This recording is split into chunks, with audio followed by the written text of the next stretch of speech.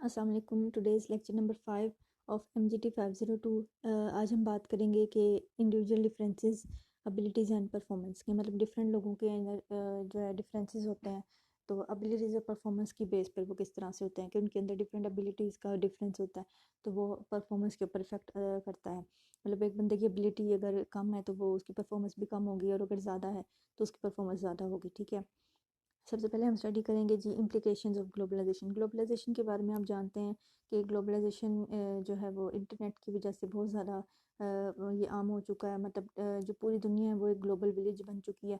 मतलब कि जो एक मार्केट है वो बहुत ज़्यादा ब्रॉड हो चुकी है। पहले बस हम अपने मुल्क के बारे में, अपने शहर के बारे में बात करते थे, लेकिन अब हम जो डिफरेंट ममालिक, डिफरेंट शहरों, डिफरेंट सिटी, हर जगह, मतलब पाकिस्तान में जो है वो बाहर के मुल्कों के साथ जो है वो कॉन्ट्रैक्ट हो रहे हैं और सेल परचेज़ हो रही है। तो ये इसे हम कहते हैं जी ये ग्लोबलाइजेशन है। हम बाहर से जो है वो बाहर के सप्लायर से सामान ख़रीद रहे हैं, बाहर के कस्टमर्स हैं हमारे, तो इसे हम कहेंगे कि जी ये ग्लोबलाइजेशन है। Following are the implications of globalisation. Globalisation की वजह से ऑर्गेनाइजेशन में जो है वो नए नए स्ट्रक्चर बनाए जा रहे हैं, डिफरेंट फॉर्म्स ऑफ कम्युनिकेशन बनाई जा रही हैं, मतलब अपवर्ड या डाउनवर्ड। पहले जो है वो सिर्फ डाउनवर्ड कम्युनिकेशन होती थी, लेकिन अब अपवर्ड कम्युनिकेशन भी है। इसके अलावा इंटरनेट के ज़रिए भी कम्युनिकेशन हो रही है।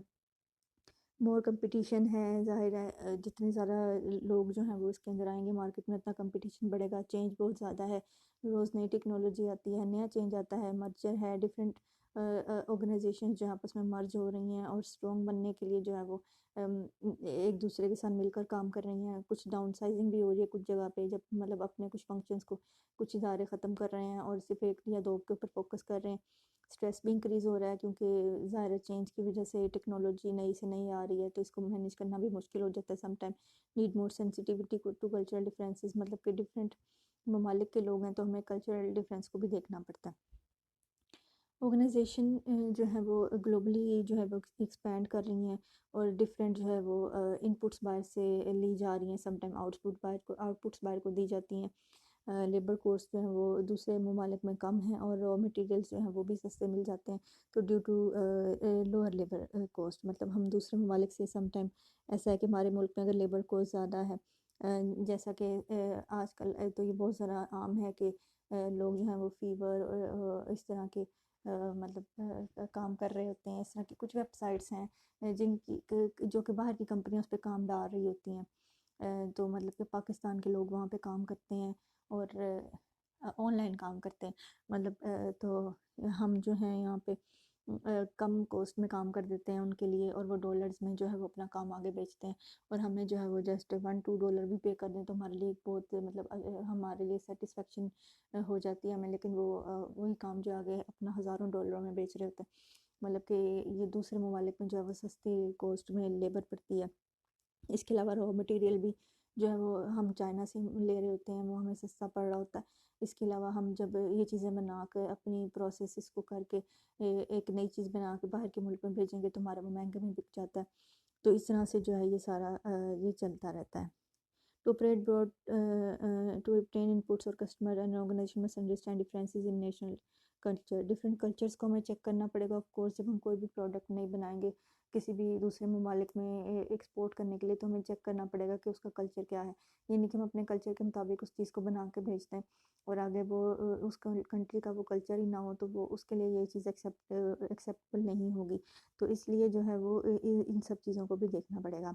Competition is everywhere in today's global environment. Competition बहुत ज़्यादा हो चुका है। डिफरेंट ममालिक में डिफरेंट चीज़ें बन रही हैं, डिफरेंट जगहों से लोग जो है वो इनपुट्स ले रहे हैं, डिफरेंट आउटपुट्स बना बना के दे रहे हैं। तो इस वजह से जो है वो कंपटीशन बहुत ज़्यादा बढ़ चुका है, तो हमें इसके साथ compete करना एक बहुत बड़ा चैलेंज बन चुका है।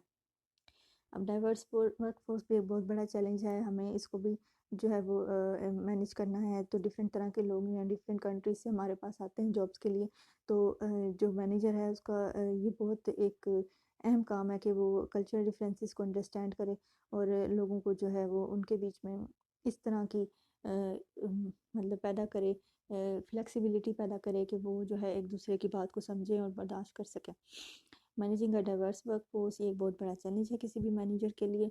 और जो डिफरेंट एज ग्रुप के, जेंडर ग्रुप के और डिफरेंट मतलब रिलीजन्स के लोग हैं, डिफरेंट बैकग्राउंड्स के लोग हैं, उन सबको मैनेज करना एक जो बहुत एक अहम काम है। अगर हम बेहतर तरीके से अपनी वर्क फोर्स को मैनेज कर सकते हैं तो फिर जो है हम उसे अपने ऑर्गेनाइजेशन को अच्छे से चला सकते हैं।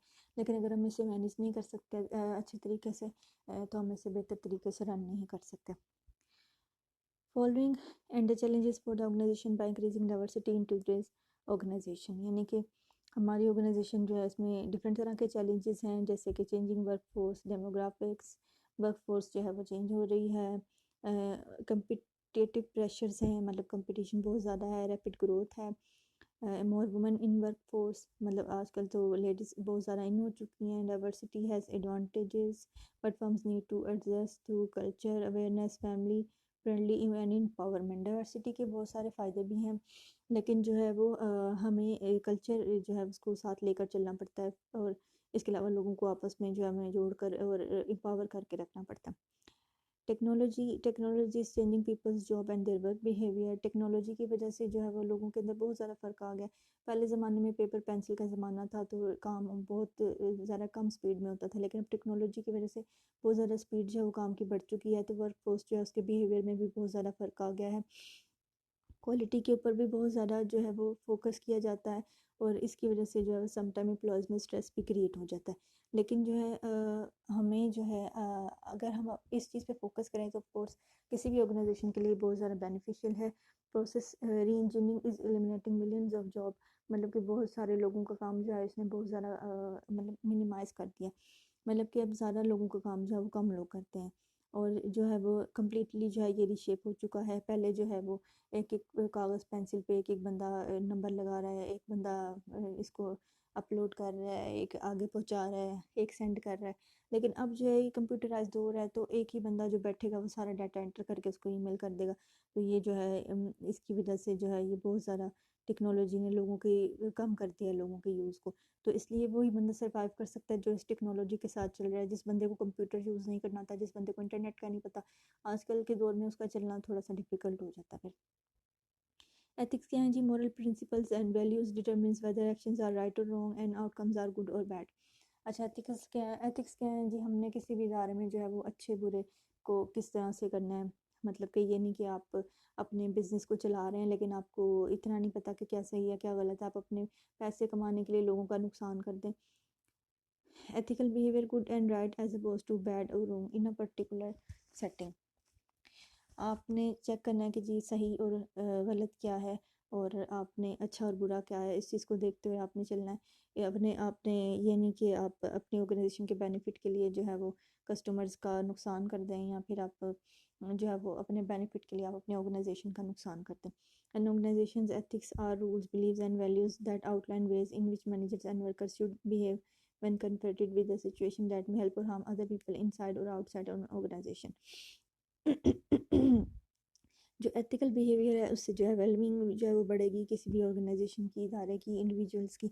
तो जब तक आप एथिकली अच्छा बिहेव करेंगे तो ऑफ कोर्स वो आपके लिए भी बेहतर होगा, और अगर आप सोशली रिस्पॉन्सिबल नहीं है, मॉरली रिस्पॉन्सिबल नहीं है, तो आप अपने इदारे का भी नुकसान करेंगे, अपने एनवायरनमेंट का नुकसान करेंगे, इसके अलावा लोगों का नुकसान करेंगे। Ethical dilemmas occur in relationship with superiors, subordinate, customer, competitor, supplier, regulator.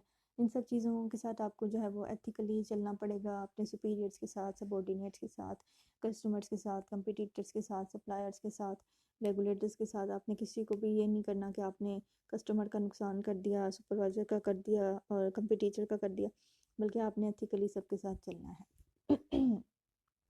Y do we care? हम इस चीज़ को मतलब क्यों हम इस चीज़ की केयर कर रहे हैं कि जी एबिलिटी एक बंदे की, एक बंदा है उसमें एबिलिटी है, ठीक है। अब उस एबिलिटी से एक उसको अपॉर्चुनिटी मिल रही है, एक मोटिवेशन मिल रही है, ठीक है, तो फिर वो क्या करता है? परफॉर्म करता है। एक बंदे में एबिलिटी है, ठीक है, कोई भी एबिलिटी हो सकती है, उसमें मेंटल हो सकती है, फिजिकल एबिलिटी हो सकती है, ठीक है। किसी बंदे में बहुत ज़्यादा नॉलेज है या उसके अंदर बहुत ज़्यादा एनर्जी है काम करने की, इसको हम कहेंगे एबिलिटी। इंसान की डिफरेंट एबिलिटीज़ होती हैं। इंटेलेक्चुअल एबिलिटीज़ क्या होती हैं जी? The capacity to do mental activities. इसमें आ गए ये सारे जी, number, aptitude, verbal, comprehensive, perceptual speed, वो कितना ज़्यादा जल्दी फैसला कर सकता है, उसकी मेमोरी कितनी है, उसमें डिसीजन की पावर कितनी है, उसके अंदर इन सब चीज़ों का नॉलेज कितना है, किसी भी चीज़ के बारे में वो रीजनिंग उसको कितनी आती है, इस सब को हम कहेंगे जी कि ये इंटेलिजेंस है, उसकी इंटेलेक्चुअल एबिलिटी है। इमोशनल इंटेलिजेंस है जी ability to understand and manage one's own feeling, मतलब ये कि आप किस तरह से अपनी फीलिंग्स को मैनेज करते हैं। ये नहीं कि आप जो है वो आप के अंदर कोई भी स्ट्रेस में आप सिचुएशन में गए तो आपने रोना स्टार्ट कर दिया, तो आप किस तरह से अपनी इमोशंस को मैनेज कर सकते हैं। फिजिकल एबिलिटी क्या है जी, the capacity to do task demanding stamina strength and similar characteristics. ये फिजिकल एबिलिटी होती है कि आपके अंदर कितनी स्ट्रेंथ है कि आप जो है वो काम कर सकें कोई भी। फॉर सम जॉब जो है वो बहुत ज़्यादा फिजिकल जो है आपको मोटर स्किल्स चाहिए होती हैं, जैसा कि कोई चीज़ें उठानी है, वज़न उठाना है आपने, और कुछ चीज़ों में जो है आपको मतलब कि मेंटल आपको कैपेबिलिटी की ज़्यादा ज़रूरत होती है, जैसे कि डिसीजन पावर की और डिफरेंट इस तरह की चीज़ों की। बेसिक फिजिकल एबिलिटी क्या है जी, strength factor, flexibility factor and other factor, ये चीज़ें आएंगी जी कि आपके अंदर कितनी ताकत है किसी भी चीज़ को करने की, और आप कितना वेट उठा सकते हैं, आपके अंदर कितनी स्ट्रेंथ है। इसके अलावा आप जो है वो किस तरह से कितने फ्लेक्सिबल हैं, किसी इन्वायरमेंट में किस तरह से आप मैनेज कर सकते हैं। लर्निंग क्या है जी, are relatively permanent change in the behaviour occurring as a result of experience. Learning permanent change मतलब कि आप लर्निंग वो होती है कि आपने कोई भी काम किया तो आपके अंदर जो है वो परमानेंट चेंज आ गया, मतलब कुछ लर्न किया आपने, मतलब सीखा है। किसी सिचुएशन में आप गए हैं, वहाँ पे आपके अंदर कोई भी चेंज आ गया उस एक्सपीरियंस की वजह से, तो इसको हम कहेंगे कि ये लर्निंग है। तो लर्निंग के डिफरेंट अप्रोचेस हैं, जिसे there are two approaches to learning are offered by operant conditioning and social learning theory. Organizational learning complements these approaches by stressing the importance of commitment to learning throughout an organization. Organizational members, especially newcomers, must learn how to perform new tasks. Experienced employees must learn how to use new equipment. अच्छा, learning में अब different चीज़ें आती हैं कि जो नए बंदे आ रहे हैं उन्होंने सीखना है कि जी किसी भी इदारे में काम कैसे होता है, और जो पुराने बंदे हैं उन्होंने सीखना है कि हमने नई टेक्नोलॉजी को कैसे यूज़ करना है। तो हर बंदा जो है वो किसी ना किसी लर्निंग स्टेज पर होता है, तो वो कुछ ना कुछ लर्न कर रहा होता है। और जो ऑर्गेनाइजेशन में जो है नए बंदे भी लर्न कर रहे हैं, पुराने भी कर रहे हैं। ऐसा नहीं कि बस नए बंदे लर्न कर रहे हैं, बल्कि हम जब रोज़ ऑफिस जाते हैं तो हम कुछ ना कुछ रोज़ नया सीखते हैं। हम रोज़ चेक करते हैं कि यार ये काम कैसे होगा, फलाना काम कैसे होगा। हम अपना काम तो कर ही रहे होते हैं, हम डिफरेंट लोगों के बिहेवियर्स को भी लर्न कर रहे होते हैं। हम चेक कर रहे होते हैं कि यार फलाना बंदा किस तरह की सिचुएशन में कैसा बिहेव करता है, तो ये भी एक लर्निंग होती है। Learning consist of relatively permanent change in knowledge और behaviour that result from practice और एक्सपीरियंस। लर्निंग जो है ये कोई भी परमानेंट चेंज है, जो कि हम डिफरेंट चीज़ों को देखते हैं, उनको हम एक्सपीरियंस करते हैं तो हमारे अंदर आता है। इसमें डिफरेंट एलिमेंट्स हैं जी। परमानेंट एक लर्निंग तब होती है जब आपके अंदर परमानेंट कोई चेंज आएगा। वैसे तो आप डिफरेंट एक्सपीरियंस से गुजर रहे होते हैं, लेकिन आपके अंदर कोई चेंज नहीं आता, तो वो लर्निंग नहीं होगी। लर्निंग तब होगी जब आपके अंदर कोई परमानेंट जो है वो चेंज आएगा, और थ्रू प्रैक्टिस आएगा। जब आपने कोई भी काम प्रैक्टिकली किया है तो आपके अंदर कोई चेंज आया और वो परमानेंट है, तो हम कहेंगे कि ये लर्निंग हुई है। Methods of shaping behaviour. अच्छा, अब हम डिफरेंट बिहेवियर्स को शेप करते हैं, मतलब कि एक बंदा किस तरह से बिहेव करे, हम उसको किस तरह से जो है वो क्या मेथड है, किस तरीके से जो हम उसका बिहेवियर को जो है वो बना सकते हैं। तो सबसे पहले तो हम री कर सकते हैं। री क्या होती है जी, it is the process that increases the probability that desire behaviour occurred by applying consequences. मतलब कि हम जो है वो किस तरह से डिज़ायर बिहेवियर जो है वो हासिल करेंगे किसी बंदे से। मैनेजर जो है वो रीइंफोर्समेंट यूज़ करते हैं हायर सेल्स के लिए, बेटर अटेंडेंस के लिए, और ऑब्जर्विंग सेफ्टी प्रोसीजर। मतलब रीइंफोर्समेंट हम किस तरह से करेंगे जी, हम एक बिहेवियर को सिलेक्ट करेंगे कि हमें कौन सा बिहेवियर चाहिए, ठीक है। हम आइडेंटिफाई करेंगे कि हमें कौन सा बिहेवियर चाहिए। तो मैनेजर को जो डिसाइड करना है कि attendance eight meeting is the desired behaviour, और अटेंडेंस एंड पार्टिसिपेशन। आपने मतलब डिसाइड करना है कि आपको बिहेवियर कौन सा चाहिए। The manager would need to reinforce both behaviours if both are desired. अब आपने इसको रीइंफोर्स करना है, मतलब कि आपने डिफरेंट नताइज कॉन्सिक्वेंसेस, मतलब डिफरेंट आपने जो है वो नताइज जो है उनको अप्लाई करना है। डिफरेंट आपने सिचुएशंस को इस तरह से अप्लाई करना है कि लोग जो हैं वो उसको अपनाएं। अब आप क्या इसकी किस तरह से आप कर सकते हैं, एक पॉजिटिव रीइंफोर्समेंट आप कर सकते हैं, किसको नेगेटिव रीइंफोर्समेंट कर सकते हैं। ठीक है, पॉजिटिवली आप क्या करेंगे कि आप increases the probability that a behaviour will occur by administering positive consequence. अब आप कॉन्सिक्वेंसी भी डिफरेंट तरह की होंगी, एक पॉजिटिव होगी एक नेगेटिव होगी। अब आप पॉजिटिव कॉन्सिक्वेंसी को अगर इंक्रीज़ करेंगे तो वो जो बिहेवियर है वो खुद बहुत लोगों के अंदर बढ़ जाएगा। पॉजिटिव कॉन्सिक्वेंसी में क्या क्या आ सकता है, आप कह सकते हैं जी जो बंदा आज मीटिंग में आएगा उसको कोई रिवार्ड मिलेगा, जिस बंदे की अटेंडेंस पूरी होगी उसको डबल सैलरी मिलेगी, जिस बंदे की कोई छुट्टी नहीं होगी उसको बोनस मिलेगा, जिस बंदे का इतनी सेल्स इतनी परसेंट से इतनी परसेंट जाएगी उसको इतनी प्रमोशन मिलेगी। तो हम कहेंगे ये पॉजिटिव रीइंफोर्समेंट है। तो जब हम लोगों के अंदर रीइंफोर्समेंट पैदा करते हैं ना, तो फिर लोग जो है वो अपने बिहेवियर उस तरह से शेप कर लेते हैं। नेगेटिव रीइंफोर्समेंट क्या होती है, increasing the probability that a desired behaviour then occur by removing a negative consequence. मतलब कि आप कहेंगे कि भाई हम अगर आप फलाना बिहेवियर जो है वो अपनाते हैं ना, तो हम आपकी जो है ना ये नेगेटिव कॉन्सिक्वेंसी जो है ना इसको दूर कर देंगे। जैसे कि आप कहेंगे कि जी अगर फ़र्ज़ करें एक इदारा है उसमें जो है लेट सिटिंग है, तो आप कहते हैं कि अगर जिस बंदे ने 9 से 5 के दरमियान में 50% काम कर लिया ना अपना, तो उसको जल्दी छुट्टी मिल जाएगी। मतलब उसको लेट बैठना जो नेगेटिव कॉन्सिक्वेंस है ना इसको रिमूव कर दिया जाएगा। तो आप कहेंगे कि जी ये नेगेटिव रीइंफोर्समेंट है। मतलब फिर लोग जल्दी जल्दी काम करेंगे कि भाई 50% काम ही करना ना, हमें 9 to 5 भी हम कर सकते हैं, फिर हमें लेट सिटिंग नहीं करनी पड़ेगी। तो ये नेगेटिव कॉन्सिक्वेंस जो है वो इसको दूर कर देंगे। एक्सटेंशन है जी, according to operant conditioning both good and bad behaviours are controlled by reinforced consequences. Identifying behavioral reinforces and removing them can decrease a behavior. ठीक है जी, and undesired behavior without reinforcement can diminish until it no longer occurs. This process is called extension. अच्छा जी, extension जो है वो modify कर सकता है behaviour of a worker who spend much time talking और telling joke. The attention of को worker reinforces this behaviour. अच्छा जी, इसमें क्या है जी, गुड और बैड जो बिहेवियर्स हैं ना वो दोनों जो हैं वो री इन्फोर्स कॉन्सिक्वेंसेस जो है ना इससे कंट्रोल होते हैं कि हम कैसा बिहेव करेंगे। ये हमारा जो है ना री इन्फोर्स कॉन्सिक्वेंसी जो है ना वो वही इसको कंट्रोल कर रही होती है। अगर अच्छी कॉन्सिक्वेंसी होगी तो हम कैसा बिहेव करेंगे, बुरी कॉन्सिक्वेंसी को डिलीट कर देंगे तो फिर हम कैसा बिहेव करेंगे, और हमारे बिहेवियर को यही चीज़ें जो है ना वो कंट्रोल कर रही होती हैं।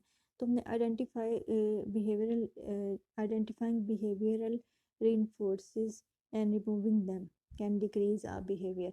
मतलब आपने जो है ना वो आइडेंटिफाई करना है और इनको रिमूव करना है, तो एक बिहेवियर जो है ना वो डिक्रीज हो जाएगा।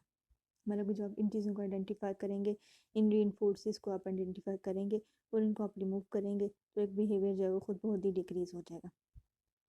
And undesired behaviour without reinforcements, मतलब कि कोई भी जो बिहेवियर एक बंदा कर रहा है आप चाहते हैं कि वो ऐसा ना करे, विदाउट रीइंफोर्समेंट एंड डिमिनिशेस, वो डिमिनिश हो सकता है अनटिल इट नो लॉन्गर अकर, जब तक कि वो अकर ही ना हो। तो इसको हम कहेंगे जी कि ये एक्सटेंशन है।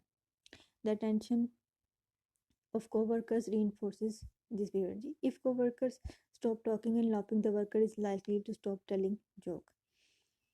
मतलब कि एक बंदा है, अगर फर्ज करें वो जोक सुना रहा है और टाइम वेस्ट कर रहा है, ठीक है, इसकी ईजी एग्जांपल है, तो लोग जो है वो उसकी बात सुनना ही छोड़ देंगे, लोग उस पर रिएक्ट करना ही छोड़ देंगे। ठीक है, तो वो फिर खुद ही जो है वो अपना जो है ना वो ये जोक सुनाना छोड़ देगा। मतलब कि वो बिहेवियर उस टाइम ख़त्म हो जाएगा जब उसको रीइंफोर्स ही नहीं किया जाएगा। मतलब कि हम एक बंदे के जोक्स पे हंस रहे हैं तो फिर ज़ाहिर है वो जोक सुनाएगा, लेकिन जब जो है ना उसके जोक पे कोई उसको मतलब कि कोई जवाब ही नहीं दे रहा, ठीक है, तो वो जो है ना वो खुद ही जो है ना वो ये काम करना छोड़ देगा। इसे हम कहेंगे एक्सटेंशन है ये। Extension is useful, it takes time to limit the undesired behaviour. ठीक है, ये थोड़ा सा टाइम टेकिंग है। समटाइम लोग इतने ढीठ होते हैं, उनको कोई जवाब नहीं दे रहा, वो फिर भी ढीठ बन के बोलते रहते हैं। ऐसा होता है ना समटाइम कि ऑफिस में कुछ लोग बहुत ज़्यादा बोलते हैं, तो अगर आप उनको हूँ हाँ भी करते रहेंगे वो फिर भी बोलते रहते हैं। फिर समटाइम होता है हम लोग उनको जवाब देना ही छोड़ देते हैं, फिर भी वो जो है ना एक हद तक कुछ लोग इतने होते हैं ढीठ के, वो फिर भी जो है ना वो हमारे साथ बार बार हमें बुलाएंगे बहाने बहाने से। तो अगर फिर उनको एक टाइम आएगा, उनको एहसास हुआ कि यार ये बंदा हमसे तंग आ गया, फिर वो ऐसा ऐसा जो है ना वो हमसे बात करना छोड़ देंगे। तो इस पर थोड़ा सा टाइम लगता है। When behaviors need to stop immediately, manager may resort to punishment, मतलब कि एक्सटेंशन जो है थोड़ा सा टाइम टेकिंग है इसमें, जैसे कि हमें किसी को इग्नोर कर सकते हैं तो इसमें थोड़ा सा टाइम लगेगा। तो अगर हमें जल्दी इस बिहेवियर को रीइंफोर्स करना है तो जो है ये पनिशमेंट हम जो है वो बंदे को दे सकते हैं। पनिशमेंट क्या है जी? It consist of administrating a negative consequence when the undesired behaviour occurs. मतलब जब कोई बंदा जो है अनडिजायर्ड बिहेवियर कर रहा है तो हम उसको नेगेटिव कॉन्सिक्वेंस जो है उससे दो चार करेंगे। Punishment is not the same as negative reinforcement. Negative reinforcement तो ये कि हमने नेगेटिव चीज़ निकाल लेंगे जब उसकी लाइफ में से, तो वो अच्छा अच्छा बिहेव करेगा, लेकिन जब वो बुरा बुरा बिहेव करेगा तो हम नेगेटिव चीज़ जो है उसके ऐड कर देंगे। It decreases the behaviour whereas negative reinforcement increases the frequency of behavior। मतलब कि पनिशमेंट की वजह से तो वो बंदा वो काम करना छोड़ देगा, जब उसको पता होगा मैं ये काम करूँगा तो मुझे पनिशमेंट मिलेगी तो वो काम करना छोड़ देगा। लेकिन जब एक बंदे को नेगेटिव रिइंफोर्समेंट हम करते हैं तो हम कोई भी नेगेटिव कॉन्सिक्वेंस जो है हम रिमूव करते हैं। जब वो सर्टेन बिहेवियर परफॉर्म करता है, इनके बच्चा ज़्यादा ज़्यादा काम करता है, तो हम जो है ना उसको पनिशमेंट देना छोड़ देते हैं, या हम उसकी जो है वो उसकी कोई कोई भी नेगेटिव चीज़ रिमूव कर देते हैं। मतलब हम उसको कहते हैं कि तुम खड़े हो, तुम्हें सजा मिली हुई थी तो तुम बैठ जाओ, इसे हम कह देंगे कि ये नेगेटिव रीइंफोर्समेंट है। Punishment administrates a negative consequence whereas negative reinforcement removes a negative consequence. मतलब कि पनिशमेंट जो है इसमें नेगेटिव कॉन्सिक्वेंस जो हम उसको ऐड करते हैं, और हम नेगेटिव रीइंफोर्समेंट में जो है वो नेगेटिव कॉन्सिक्वेंस को जो हम वो रिमूव करते हैं। तो that's all about today's lecture. उम्मीद है आपको इसकी समझ आ गई होगी। ऑर्गेनाइजेशनल बिहेवियर जो है वो लोगों से रिलेटेड सब्जेक्ट है, तो मुझे तो ये बहुत इंटरेस्टिंग और इजी भी बहुत लगता है, क्योंकि इसमें जो है वो डेली की जो है वो एग्जांपल्स दी गई हैं, इसी बहुत आराम से समझाया गया है, आसान से। अगर हम इसको समझे तो हमें ये अपनी डेली लाइफ में इसकी बहुत सारी एग्जाम्पल्स मिल जाती हैं, तो हमें ये अंडरस्टैंड करना और पेपर में इसको लिखना ये ज़्यादा मुश्किल नहीं होता। हम इसकी कोई भी इसको अपने समझ के ना अपने वर्ड्स में पेपर में अगर हम लिख दें तो हमें इसके बहुत अच्छे मार्क्स मिल जाते हैं। ज़रूरी नहीं कि आपने जो नोट्स में से वो रट्टे लगाने हैं, बल्कि आप इसको अंडरस्टैंड करें और इसको जो है ना वो डेली रूटीन की अपनी एग्जांपल्स के साथ आप इसको एक्सप्लेन करें। जैसे कि अब पेपर में आता है कि जी what is the difference between negative and positive reinforcement, तो ये नहीं कि हमने डेफिनेशन को रट्टा लगाना है और आपने वहाँ पे कॉपी पेस्ट करके आनी है, ऐसा नहीं है। बल्कि आप जो है ना वो डेली की कोई भी एग्जाम्पल्स अपनी याद रखें और आप उसमें लिख दें कि जी जब कोई भी नेगेटिव कॉन्सिक्वेंस जो उसको रिमूव किया जाएगा तो वो नेगेटिव रीइंफोर्समेंट और उसके नीचे एक एग्जाम्पल दे दें, तो आपके 2 में से 2 मार्क्स इंशाल्लाह ज़रूर आएंगे। तो थैंक यू सो मच। उम्मीद है आपको समझ आ गई होगी। कुछ भी समझ ना आए तो आप हमसे पूछ सकते हैं। इसके अलावा अपने हमारे हमारे चैनल को सब्सक्राइब कर लें ताकि आपको आने वाली हर वीडियो मिल सके। हमारे चैनल पर आपको MGT से अदर के जो सब्जेक्ट हैं उससे रिलेटेड भी आपको वीडियोज़ इंशाल्लाह अपलोड होती रहेंगी, तो आप हमारे चैनल को सब्सक्राइब कर लें ताकि जब भी कोई नई वीडियो अपलोड हो तो आपको मिल जाए। Thank you so much. अल्लाह हाफिज़।